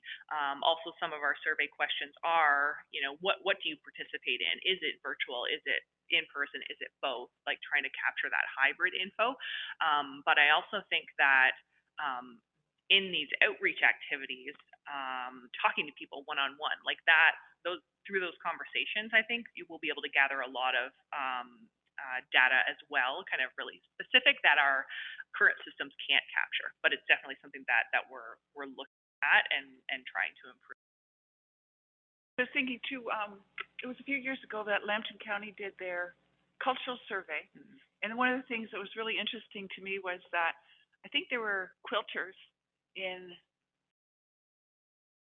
I just went blank on one of the little municipalities at the far end towards us, as opposed to end or maybe it was Huron. I'm not sure, but in any case, there were groups of seniors, women primarily, who were quilters, but they were geographically dispersed. Mm-hmm. And I think it was the library that was using technology. So I mean, it's not only about using to our hubs and social services, but it could be cultural activities as well, or, I mean,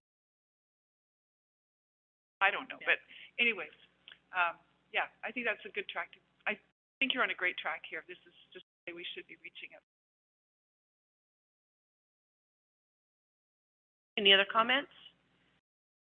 I just want to say thank you again, Lindsay. And I just, as I was sitting here, was scrolling through the super conference subjects, and I will be relying on you to tell me which of the 5 days I should be paying special attention to, and what is relevant to Middlesex. So, yeah, thank you again, and I'll look forward to, yeah. Thank you, Chair. And Yeah. I did get a call from Jim yesterday with the same questions.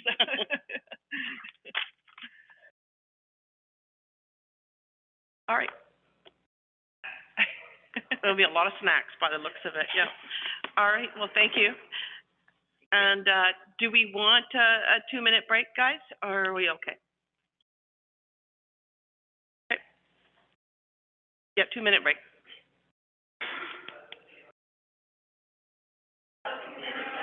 That's right, yeah. Yeah, that's no extra cost. Do you want to Yeah, make really the motion, helpful. Ina? Exactly. Okay, do you want to Yeah, second the motion? Okay, all in favor? Yep.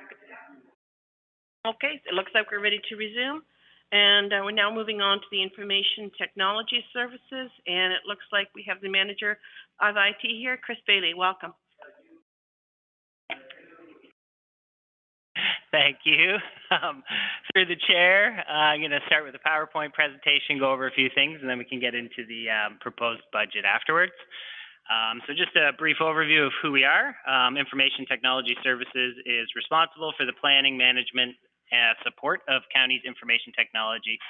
This includes hardware, software, network, printing, development, enterprise and business applications, core systems, service desk, data services, mobility, messaging, and information security. We are also responsible for the provision of efficient and effective IT services to 6 of our 8 local municipalities.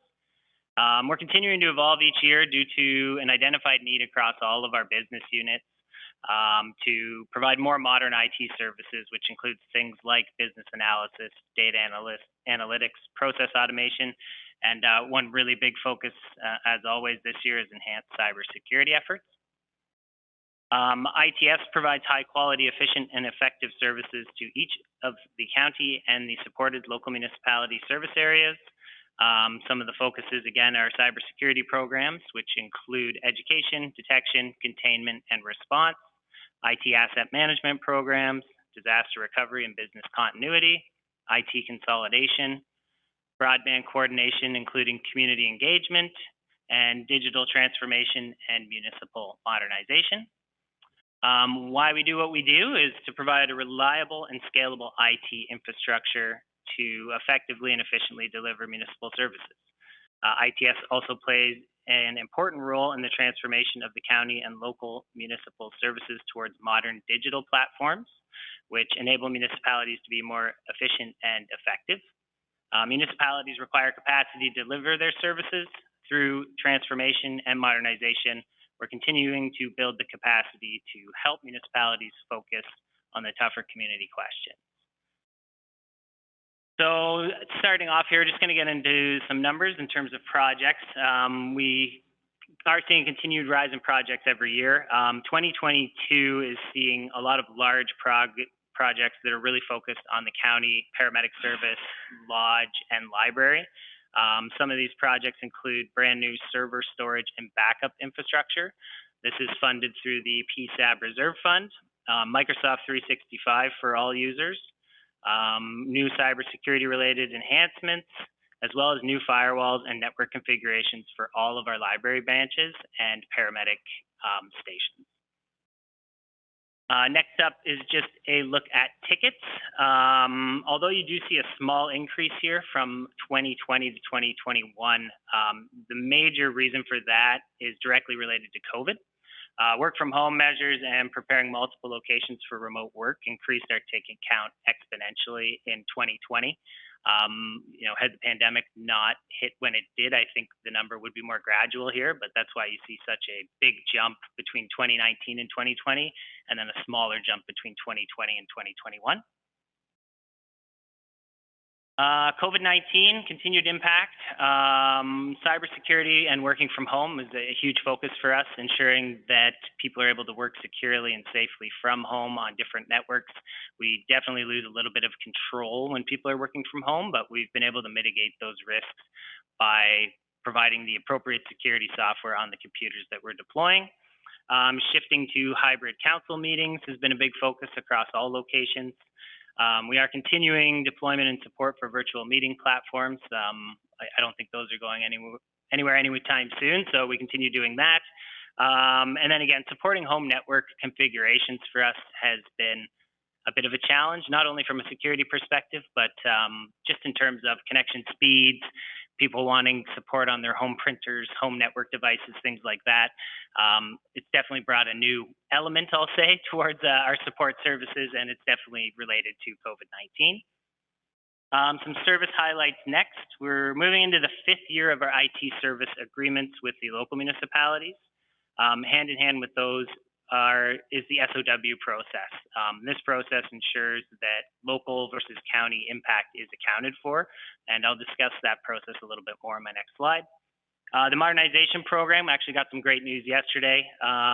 We were approved for some of the intake 3 projects, so actually all 4 that we submitted for, which is excellent. We do already have 3 major projects on the go right now, and the MMAH announced another intake at Roma on Monday as well. So not only do we get more projects approved, we're going to have another intake coming up soon, which is excellent. Cybersecurity program, as I mentioned before, we're really pushing this in 2022. We're going to be deploying multi-factor authentication across all of our users. We're enhancing our security awareness training and setting up automated phishing testing, which is going to help strengthen our cybersecurity portfolio. Server storage and backup infrastructure will be replaced. Microsoft 365 implementation for Middlesex County, Middlesex London Paramedic Service, Strathmere Lodge, and the library. IT consolidation and data center services. This is a big one that really helps us leverage economies of scale and scope. What we're planning to do with this is actually migrate some of the supported local municipalities into the Middlesex County data center. The reason for this is instead of a location, replacing $30,000 worth of IT equipment, we bring the equipment in and the connection from the main office comes back here, and we're able to basically provide a service for much less money as opposed to having dedicated hardware on site. We are working with our website vendor right now. Middlesex County will be launching a new website in April or May this year. COVID-19, as I mentioned before, continuing to support that decentralized model. And again, with a more cybersecurity focus, we're looking to do a big network design update, and that's going to work to really segment and categorize different pieces of the network. I don't want to get too technical on you, but basically just making sure people are in different segments within the network so that they can't cross between different departments, for example. And I said I would talk the SOW process. This is really designed through those service agreements with the local municipalities with a big focus on ensuring the local impact is accounted for versus the county impact for our service agreements. It was designed to capture additional costs that are outside of the agreements. So any new services, projects, implementations that are outside of the agreement themselves require an SOW to be generated. This SOW results in 2 different types of change orders. So there's a one-time change order, which is the time associated to implement a project, which is then billed to the local municipality. And then there's also an ongoing change order. So if this is a project that's going to require ongoing support going forward, those hours for supporting this new initiative are also accounted for. And that's why you see some increases in the revenues coming from the local municipalities. Next up, some 2022 opportunities, cybersecurity program, enhancing the program and ensuring risks are mitigated. More focus again on the digital business transformation. The business services team continues to work with business units to review processes, provide recommendations for digital-based enhancements. Strategic planning, working towards a 5-year IT strategy and master plan to coincide and work alongside the Middlesex County strategic plan. Another good thing from yesterday is we received modernization funding for the strategic plan, so timing was excellent on those announcements for today. Municipal Modernization, I already spoke to this, so we won't get back into that, but again, some excellent news both Monday and yesterday coming from that side of things.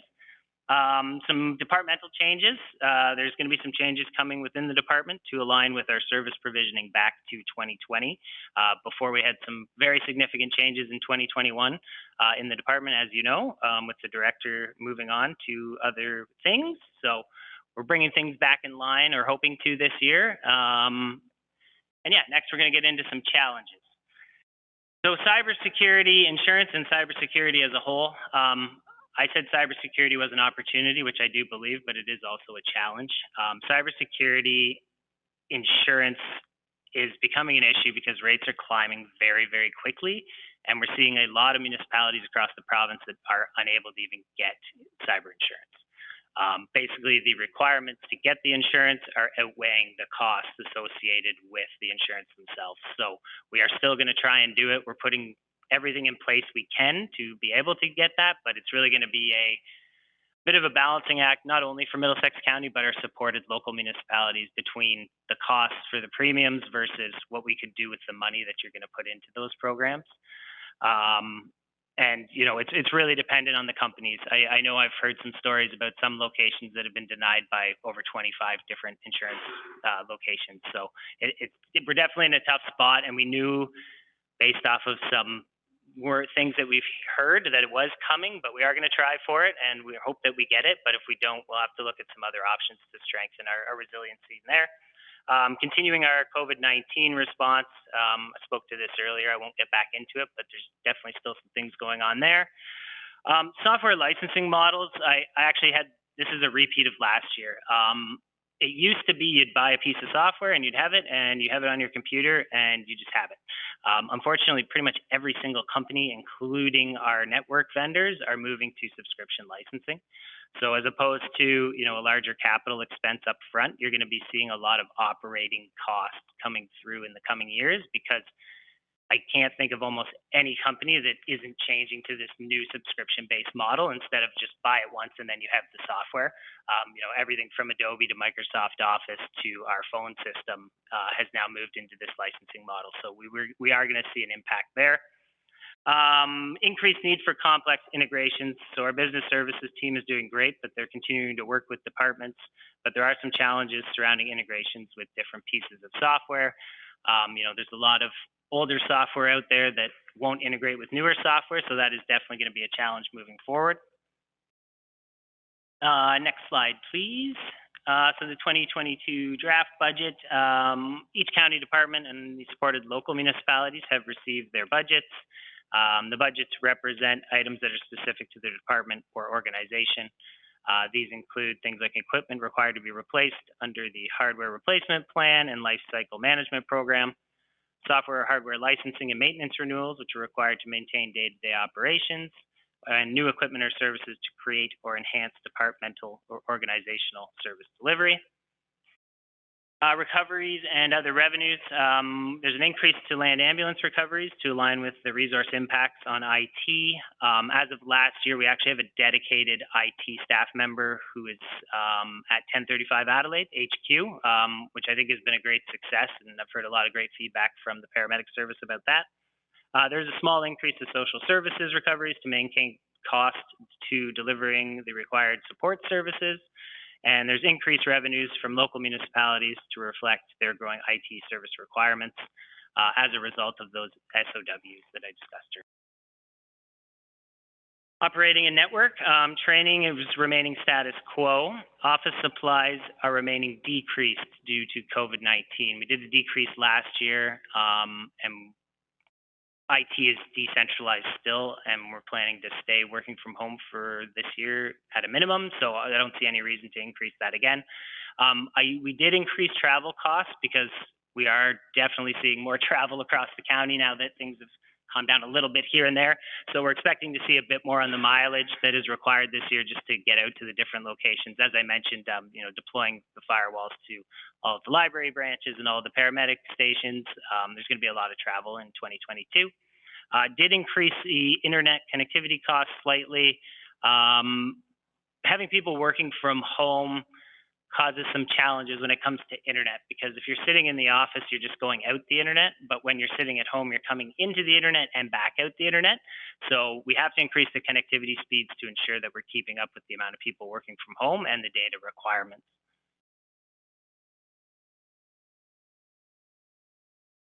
And there was a hardware maintenance increase. That is just due to yearly increases. We see those from vendors pretty much every year. We're going to see that number go up at least a little bit until we can decommission some older software. Software support and licensing increased licensing due to models, as I discussed before. The phone system's a big one on here. Again, it was originally you buy it once, but now you're paying each year per phone, per license, per user that's using the system. Network support and supplies actually decreased this year. We removed licensing that was no longer required. It was a subscription service that, although it was good when we were using it, we really weren't using it, so we took that out of this year's budget.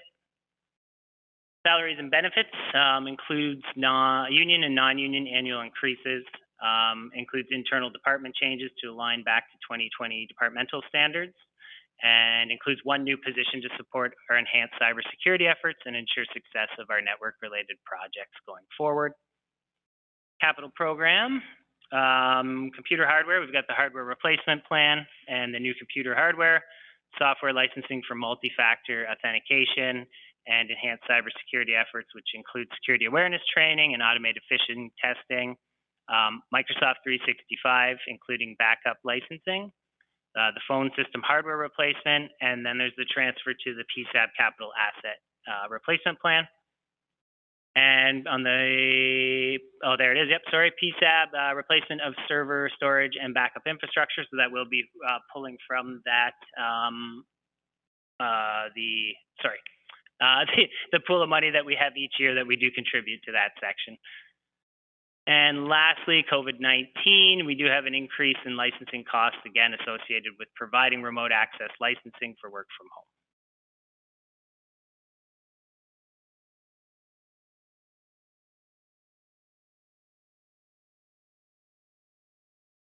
Thank you for those comments. I do want to take responsibility for increased cost of IT support because I do seem to call Chris an awful lot. So, but I know that Councillor Burkhart-Jessen had questions. Oh, you're funny, Warden. Okay, so I mean, I would echo exactly what Bill just said, and I mean, I think I sound like a broken record over the last 2 years about talking about the success of your department and about what was expected of your department so quickly, and how everybody rose to that. So I would echo the congratulations, and it is something to brag about, and I do think that it should be held up as a standard to other municipalities. You know, I've said quite often about I have, well, it's my deputy mayor, who always talks about, you know, how slow government works and, you know, not being progressive. And, you know, I think your department has shown us that that is definitely not the case. So we should hold your department up as a poster child as to how to get things done and how to support the work of that we do. So congratulations for that. So a couple things. On the modernization, like, we have taken great advantage of these programs that are out there. And that has, a lot of it has fell on your shoulders, your department's shoulders, on applying for it and then rolling it out.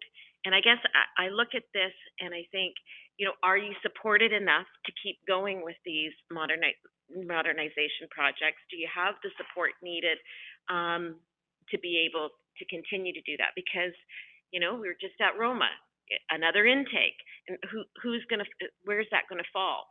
So I wanna make sure that we can still take advantage and not take advantage of your situation. So that's my first question.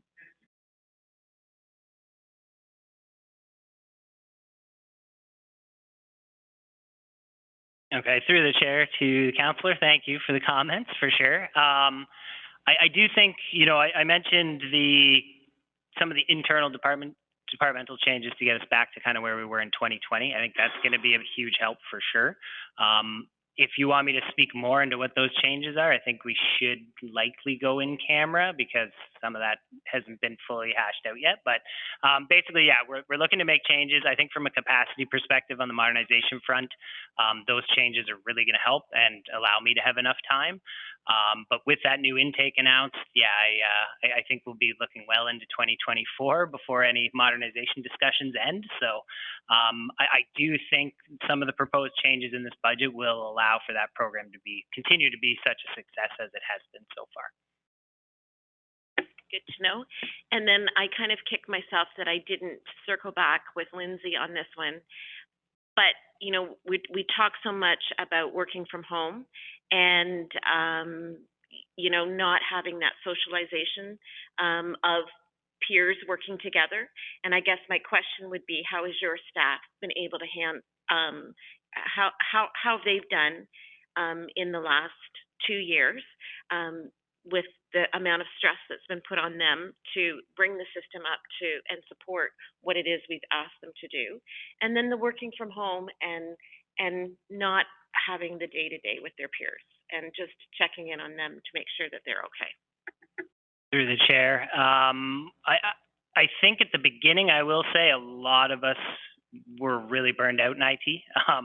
You know, we were pushing 10 to 12-hour days for the first couple months there, a lot of us, just prepping people. It was definitely the craziest I've ever seen it in IT in my career here as well as beforehand. It was absolutely crazy.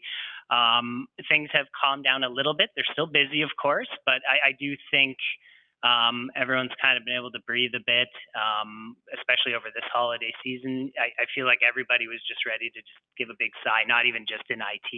I had one of the least busy holidays I've ever had because I think everyone was just like, I'm actually going to take a holiday. So I wasn't still getting texts and emails. And, you know, even the service desk calls throughout that break were really low, which was excellent. In terms of the work from home, I've spoken with everybody on the team individually. And no one's really having an issue with it. I try every couple of weeks if I can to do call them Friday fun Zooms. We do those on Friday afternoons, just get the team together. We play some games similar to what we do in department heads, as well as having meetings with different divisions in the service, technical services, business services, and the admin team, just to keep people engaged. I think it was over the summer, I had the team over to my place for a barbecue. So we're still trying to get people together, absolutely. And I think that in terms of working from home, everyone's happy with what's going on. And I just try and keep everybody engaged and keep those team meetings happening just to keep everybody in front of each other. And I know originally it was a little strange.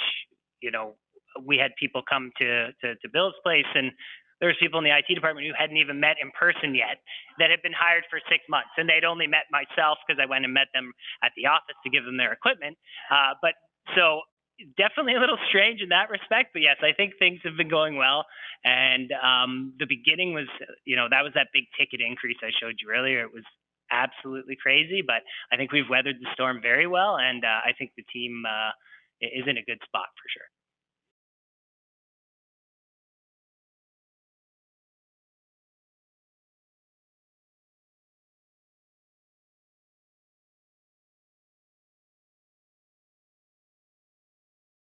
Well, and I think that goes for anybody in municipal government, really. Like, I mean, we haven't had that chance to sit back and go, we've got some time just to do nothing. And I think that relatable to the conference that we just attended.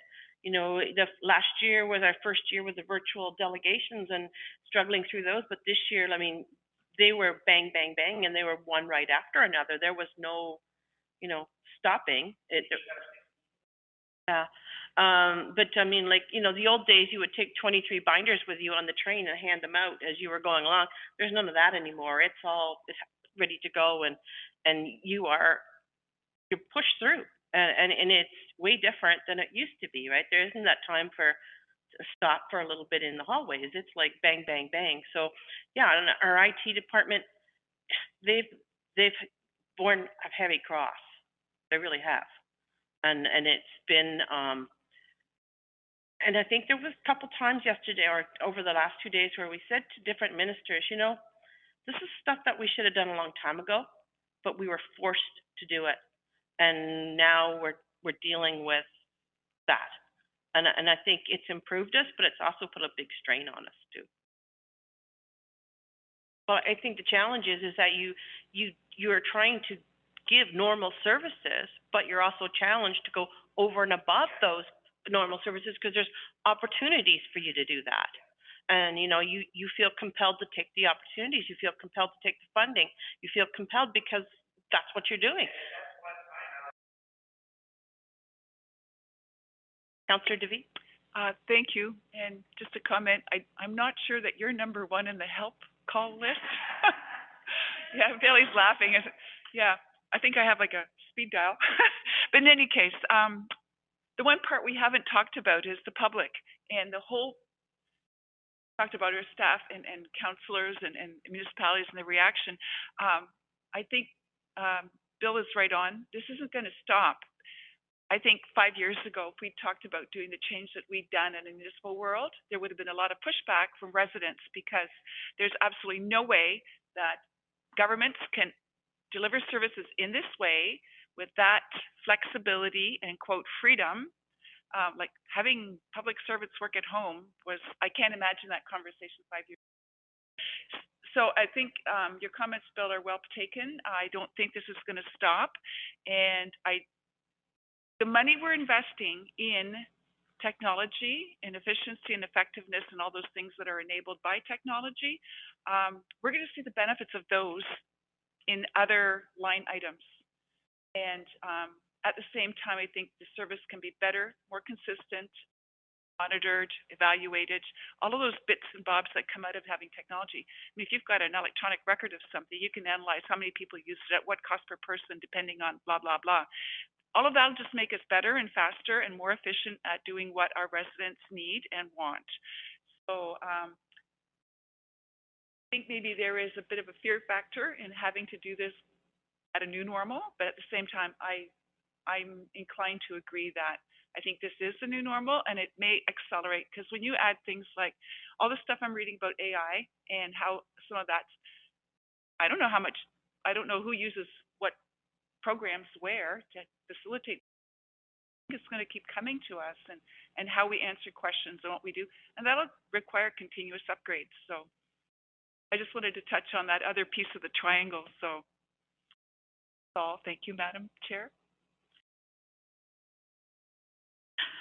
As long as you don't call me late for dinner, that's all. Any other comments, questions? Through the chair to Councillor DeVete, I definitely agree. And one of the things we've noticed is not every project, but almost every project now has at least a piece of it that is IT related. There isn't much that isn't happening that doesn't at least come across through my email at some point. And as we continue layering these services on, it does just create a bigger strain in the department because we have to support them. It's not just, okay, we buy the software, we implement it, and we walk away and say good luck. There's just that piece. And maybe it's only 3 extra hours a month that supports that piece. But when you're adding 50, 100 pieces, it just keeps layering up, and the support just keeps being required to support those things. So I do think it's not going to stop. I agree with both Bill and yourself. But I do think making sure we have the resources available to support all of the things that we're implementing is a very important thing. Absolutely. Councillor Rock? Thank you, Warden. Through you to Chris. A couple of more specific to your presentation. One was you talked about having central equipment out of the lower tiers.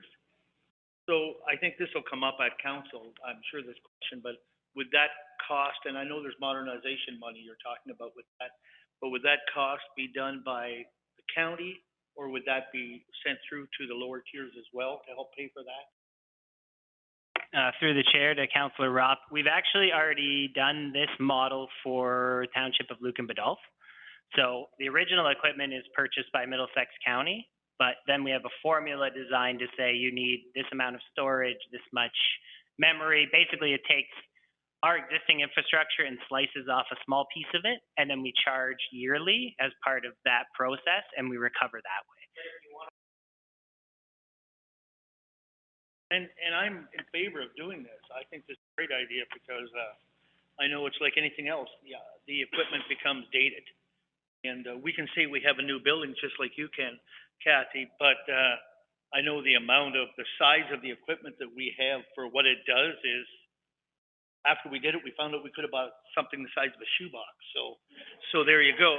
So I like the idea that it's kept updated at one central place. I think it's great. I just wondered about the costing of it. I had another question. When does Waterloo, when does that end, that we use Waterloo? Oh, it's next year. In 23? Yeah. Okay. And then RFP for... Okay. I guess my other question that I had right now is more of a general question, I think, to Cindy. And, one is with the insurance, our cost of insurance, doesn't get put into each, uh, to IT and to everything else. It just goes into admin. Through the chair, insurance actually is divided between the departments, but one of the pieces of insurance that you're talking about, well, we had mention of cyber, that is in the admin budget and not in the IT budget. But IT does have elements of insurance. Transportation has insurance. Library has an insurance piece, if I'm correct. But the biggest part is admin and transportation.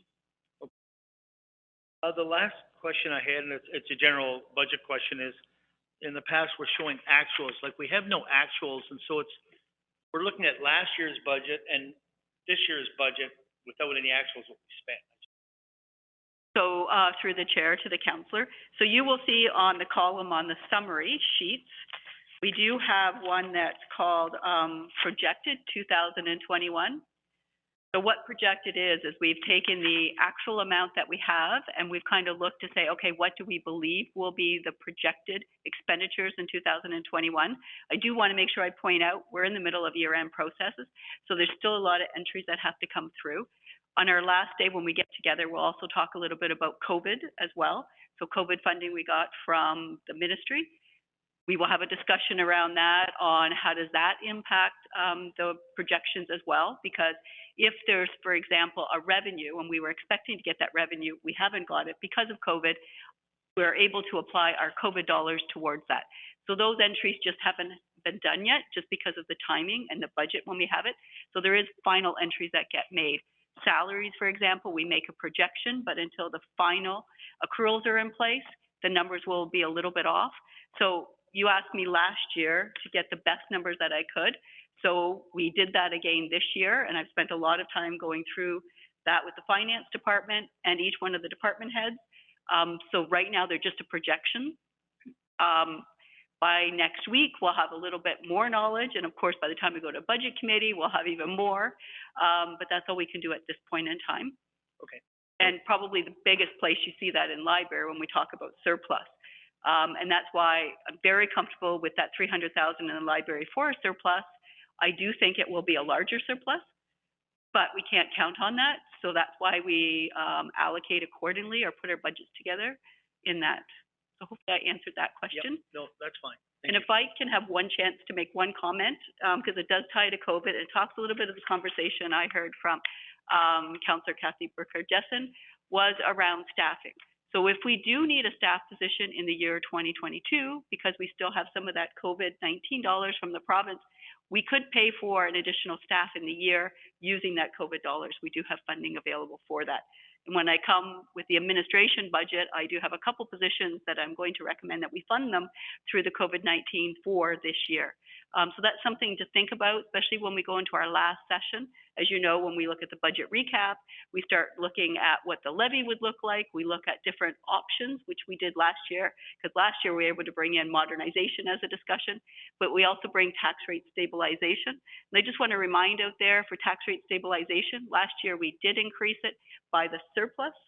And part of that surplus was using the COVID-19 dollars we had from the province. Again, either expenditures that we had over and above what we expected, directly related to COVID, and of course some of the lost revenues that we had that we also applied COVID. So I just want to make sure that you're thinking about that lens as well when we have that bigger discussion at our last meeting.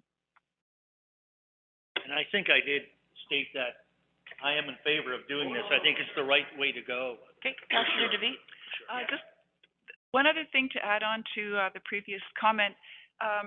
We were 1 point something away from 100% participation. The other part of it is efficiency for IT to figure out what's needed. To the extent that everything is in one place, there's no idle capacity. If you're adding groups, the part that isn't used is sitting there. I think everyone's probably paying for it because someone's not participating. To the extent that you have an idea of who's got what and what the need is, you can also plan for expansion of capital dollars on that IT piece. Efficiency for the county is there as well. So safety, consistency, control, reduce are part of that decision. So I think you have a point there about moving to one system in the context of, no.